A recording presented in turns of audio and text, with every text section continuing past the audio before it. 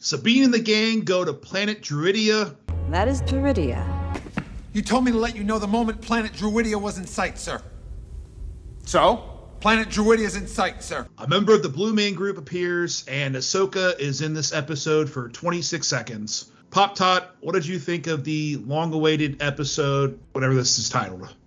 I actually got to go back to what you said, 26 seconds. I was trying to think the 26 seconds that she was actually in. So this goes back to a problem I've had with a lot of the Star Wars episodic series is, again, you have a main character that is not a part of the story. And with the exception of the last episode...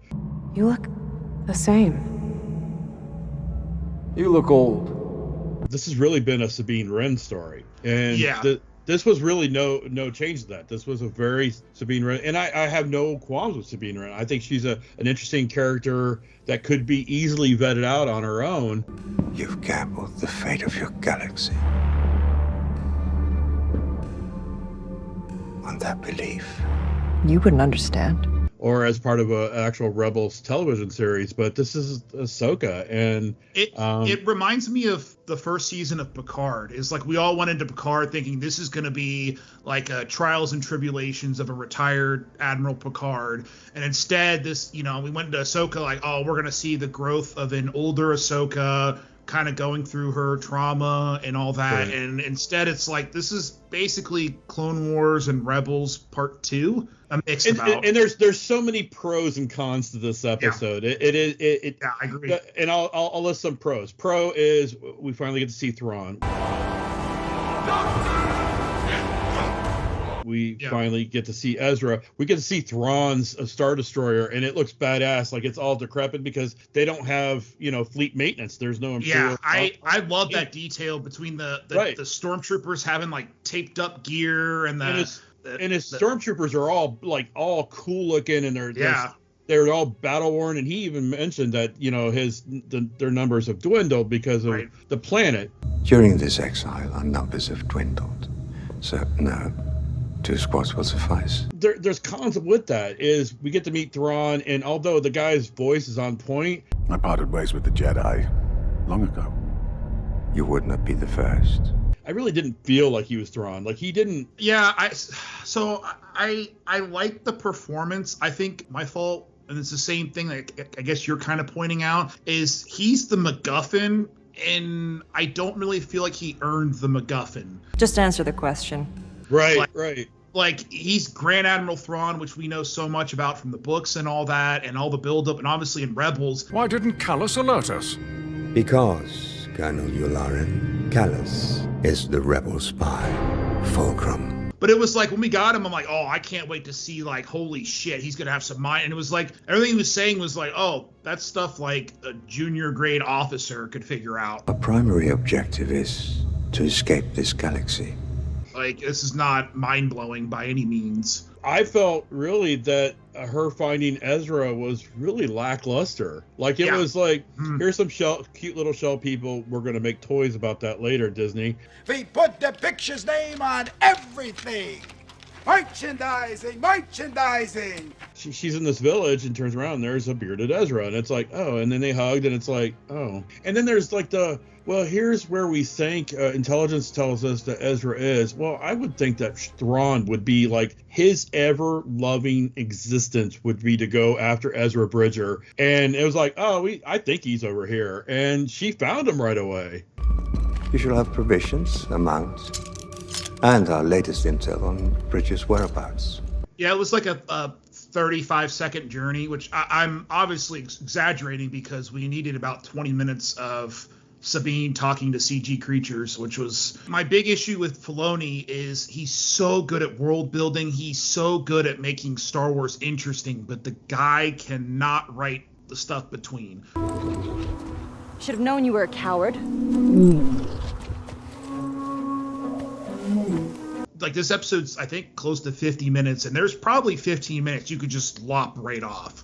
Yeah. And I'm like, I have no idea, between Sabine just journeying around with the dog thing, which was a cute moment that just kind of went on a long time, and the same thing with the shell creatures. And I'm like, I don't know what this is adding. And then I'm like, okay, this is Ahsoka she's not in this at all. I don't what these characters have done in terms of growth. There's characters we don't even really know about. Sometimes stories are just stories. We get a lot of Baylon Skoll, and we get even a little bit of background and a little more depth and layers to him. Something calls to me. Can't you hear it? I'm very interested because they're kind of making this kind of doubt over his character and what his motives are. You still mean to follow through on your promise to her? Her focus to find Ezra Bridger blinds her. Then you must be General Baylon Skoll of the Jedi Order. And there's a lot of times where people are saying something bad or mischievous, and he almost seems like he almost disagrees with it. And if she does, you and your master will destroy them both. When Shin kind of was bashing the old stories and the legends of the Jedi Council, he almost seemed like he was upset. Sometimes stories are just stories. Kind of feeling like he has an entirely different motive than everybody else. He does, and he's on that planet for a different reason than what we were led to believe. Do you miss it? The Order. I miss the idea of it, but not the truth. Ray Stevenson is a character, Baylon Skoll's character, we could really vet out, but we don't have that chance with his passing, and I really feel bad for that. What I seek is the beginning. He said something that reminded me a lot of the famous line in the war room where the guy was mocking Vader. The ability to destroy a planet is insignificant next to the power of the Force. And he said, Perhaps they flee a power greater than their own. Part of me thinks that he doesn't intend on killing Sabine and Ezra, but turning them into his own faction. I mean, his whole reason for not killing Sabine was very confusing to everybody. I believe she can still be of some use to us. I felt she could be of some use to us. How would she be more useful to you guys? It doesn't make any sense unless he obviously was trying to do something else. I also thought it was interesting because the Night Sisters pointed out something about them. It reeks of Jedi. Argue with me in the comments if you want. Sabine's not a Jedi. She cannot wield the Force, and I'm sure she probably will at some point, but she's not a trained Jedi in any means. And you look over and Baylon almost makes a face. I know he's kind of looking at Sabine, but I'm like, so is Baylon not full-fledged dark and obviously whatever? So I don't know. It's kind of interesting. I really like his character, and it bums me out. I mean, more than ways one, he was a talented actor, that we might not get to see any more of this character at all after this season. Yeah. Some ancient past, long forgotten. But I don't know. It's just, it really feels, again, it's just another season of a show where we're not really focused on the title character. We're focused on other characters. And, we should have just named this Rebels or Sabine. I don't know. Right. It kind of drives me crazy. Overall, what would you rate this episode? Well, it did have some pacing issues. There was a lot across the tundra wasteland, but I would give it a B. It was still a strong episode, and I really liked seeing the Thrawn's troops and the embattled Star Destroyer and Thrawn himself. And we did get a touching moment with Ezra, although it was really not the big payoff 6 episodes should have gave us.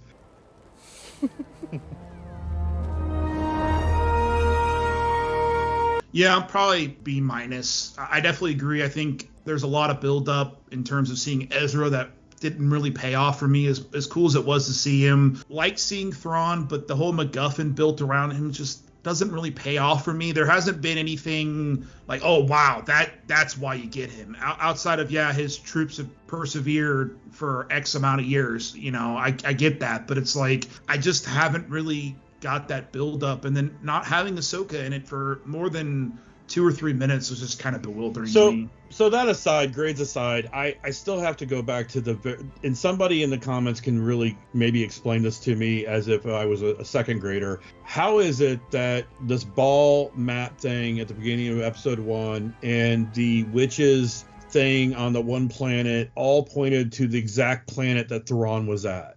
Yeah. And these are all seem like very, old, and I mean, just really old things that are established. I mean, was this entire map, they haven't explained that part. Which is?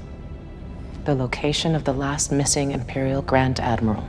Of how they knew, or this thing ever knew where Thrawn was exactly to the point of the planet, and why it was all set up and why it was buried and why it was entombed. And I mean, I agree with that, and the whole thing with the Night Sisters too. Like, the Night Sisters really need Thrawn to do this. Like, I know he's a puppet, but I don't know. It just it definitely needed a couple more rewrites or something, because it's just it's just not really connecting to me in a way. And it's like, you could have told a more interesting Ahsoka story without doing this, I guess. Be sure to let us know in the comments what you guys thought. Did you guys enjoy seeing Thrawn? Did you guys enjoy seeing Ezra? Please let us know, and we'll see you guys on the next one. Bye, Tots. Thanks, guys.